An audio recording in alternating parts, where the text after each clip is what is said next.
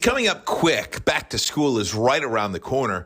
The pandemic caused immense stress for kids for so many reasons, some even going back in person for the first time in years. I think the best thing that parents can do to get them ready is to talk about it.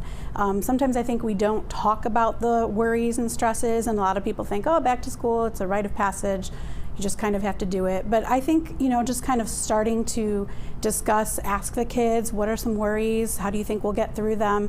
And just sort of normalizing anxiety is, very helpful for kids for going back to school. So much of the last few years has left kids with feelings of loneliness, isolation, and being withdrawn. All of that has meant more screen time. In this time of a lot of things being online, even in school, it's really hard to limit the number of minutes. So what I talk about with parents is balance, right? So, we want to think about, there's a difference between a kid being isolated in their room, scrolling through their phone, or, posting on social media versus like watching a movie together as a family. There's a little bit of a difference there. So I talk about creating balance and talking about, having your child read real books, maybe doing things that get fresh air together, planning some chores or things like that, some game time. So rather than limiting the screens, which oftentimes doesn't go so well with the kids, talk about how can we add all of these other things into our day to create balance. The doctor says a major way parents can help their kids